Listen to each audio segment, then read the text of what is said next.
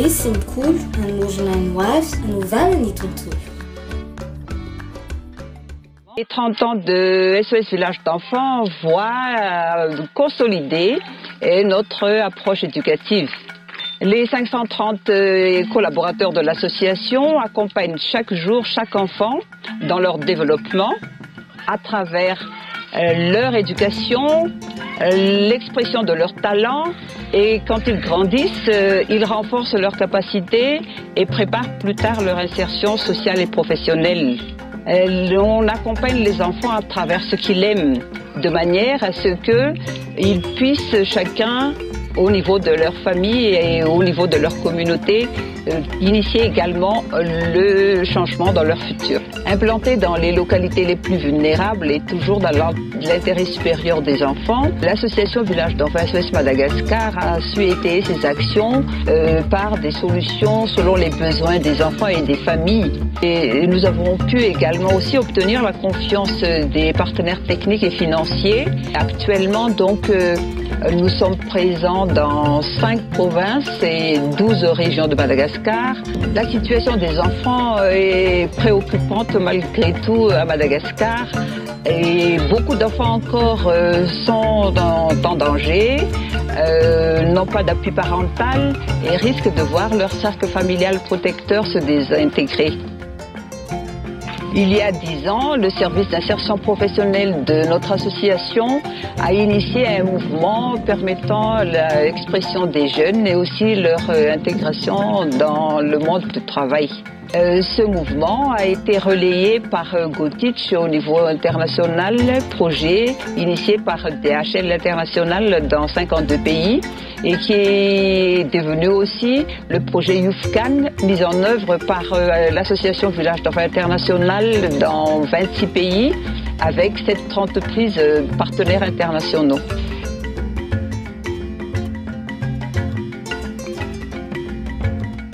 Anarako dia malala 35 ans zanaka village-ny Tamatave nianatra tamin'ny SPM tena liana za tamin'ny resaka creveticulture dia nanohy fianarana mombany agriculture et élevage. Naheno ny projet Sebafa zay nikarakarainy monsieur Eric Mial, directeur général ny Inca Biotech. Dia nahazo enquête tamin'ny Eric moa za dia tonga tany Pérou nanao formation en biologie moléculaire appliquée en aquaculture. Nanao resaka larviculture sy ny laboratoire de larves. Janvier 2017 no tonga teto nanokatra ny Sebafa dia nanomboka niasa amin'izay. Sebafa zany dia centre d'éducation en biologie aquature et de formation en aquaculture. Dia amin'izao fotoana izao indray zany nandefa zaza 3 lefa tany Pérou ny tanjonanay ao anariana zany mba ho développer manerana ny Madagascar.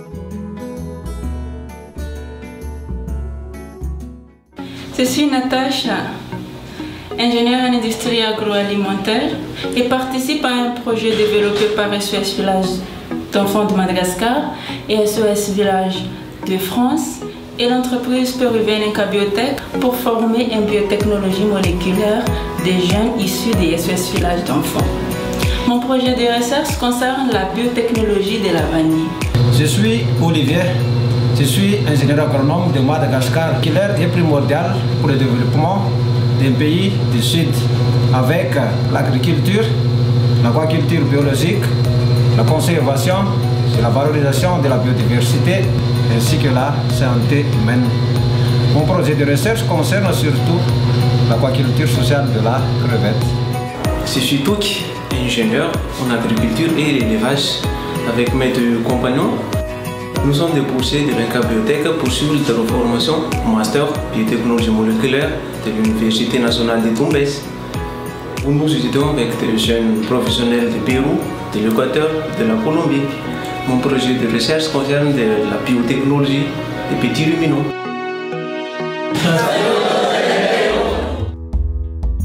Service d'insertion sociale et orientation professionnelle na SISOP manana iraka manokana dia ny fanabeazana amin'ny lafiny maha-olona manontolo an'ireo tanora ireo. Misy ny fampiresahana atao amin'ireo mpanabe ahafahana mahafantatra ny tantaram-piainan'ireo ankizy ireo.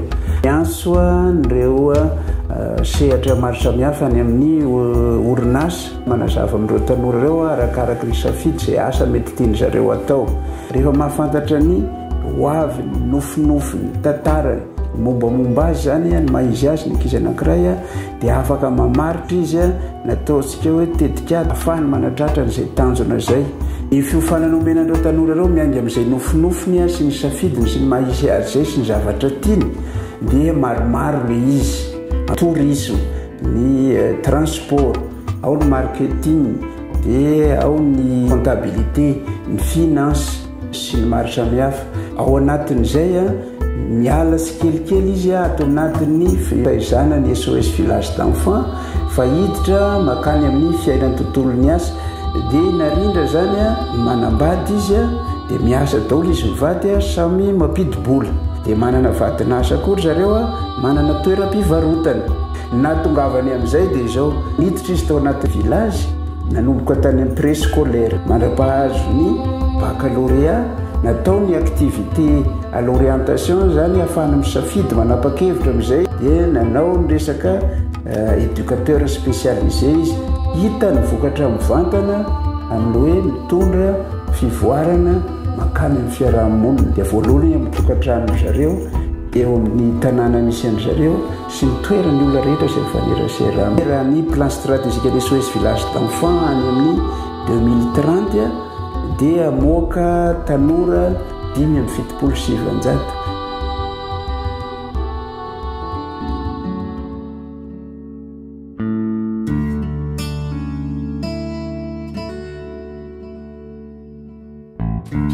Hoe maison familiale zany dia fianakaviana fironina ho an'ny zaza sahirana dia zany mitovy amin'ny fianakaviana tegna izy zany. Le mère SOS zany mandray anjara mandray andraikitra feno amina manokana zany miezaka zaho mametraka an'le hoe reny manakaikikaiky ny tena izy zany hoe mitady fomba isan'andro zany ianao agnadinony an'le hirifiriny sy le fijaliana le fa niaignany tamin'nisy ananjy tamin'ny fianakaviana.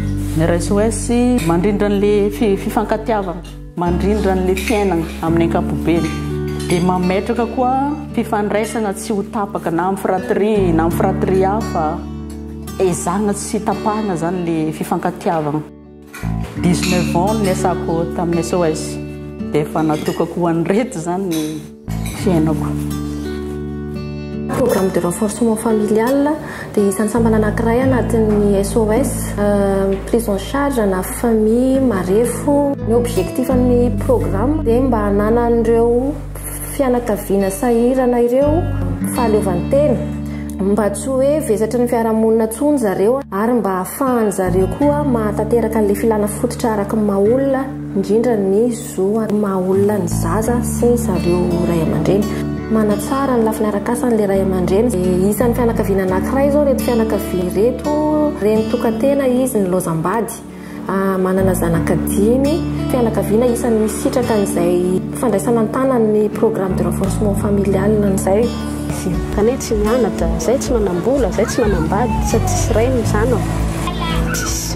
Tiako zany mba hianatra izy fa za tsy misy dia zay le hoe manao charbon dia manao légume avy amin'ilay fanampiana tany amin'ny SOS. Tena niova aloha. Tena niova tsy ohatran'ilay zay taloha zay zao fa tsy manasa lamban'olona. Soanay le tena mahasoa tompoko, tena mahasoa. Maro ireo tranga hita amin'ny tsy fisitrahany ankizy sy ny vehivavy ny zony satria maro ireo tanora izay tokony hianatra any ankizy nefa lasa miasa. Maro koa ireo tsy mahay mamaky teny sy manoratra dia lasa manambady aloha loatra ny tanora. Tsy mitsabo ny olona tety fa mitsabo amin'ny fomba nentim-paharazana na ny amin'ny omby asa. Ny eritreritra ny SOS zany amerina izay lanjan'ny vehivavy sy ny ankizy zay. Dia nametraka ny SOS village d'enfants centre de protection maternelle et infantile dia misy trano fiterahana sy fisafoana. Misy koa fandanjana ny ankizy mba jerena amin'ny resaka tsy fanjaria-tsakafo, manao vaksiny, fanabeazanaizana ary mitsabo sy mizaha marary. Nanangana sekoly anaovana ny suivi scolaire ireo mpianatra avy any amin'ny PP sy koa namafisana ny fianaran'olon-dehibe amin'ny resaka alphabétisation. Cantine scolaire napetraky ny SOS village d'enfants mba hamporisina ny ankizy hianatra sy hanampy amin'ny resaka tsy fanjarian-sakafo. Misy ny convention communautaire izay fitsipy mpiarahamonina natao iarovana ny zon'ny ankizy sy ny vehivavy. Dia napetraka tamin'ny 2013 ny groupement de femmes sy ny maison de femmes mba ahafahan'ny vehivavy mivondrona sy hampiakatra ny lanjan'ny vehivavy. Nametraka ny asa ikambanana sy ombonana amin'ny resaka fitadiavam-bola isan-karazany, ohatra ny asan-tanana, ny fambolena sy ny fiompiana. Tena nahitany vokany tsara ilay izy satria misy koa ny ray aman-dreny indrindra fa ny vehivavy mandray an-tanana ny fianarana ny zanany. Anako nahazo kopy, anako misy abondapotali, mamboly raha ho traka, fa viliko hany anako zay. Mariko eto moa fa ny akamaroan'ireo rafitra napetraky ny SOS reo dia iarana miasa amin'ireo autorité locale zay misy Tioky.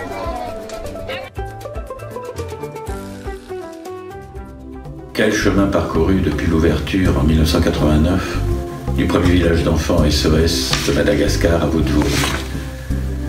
Dès l'origine, SOS Village d'Enfants France s'est engagé grâce au soutien de ses donateurs et de ses parrains, et de ses partenaires et de ses entreprises auprès des enfants malgaches.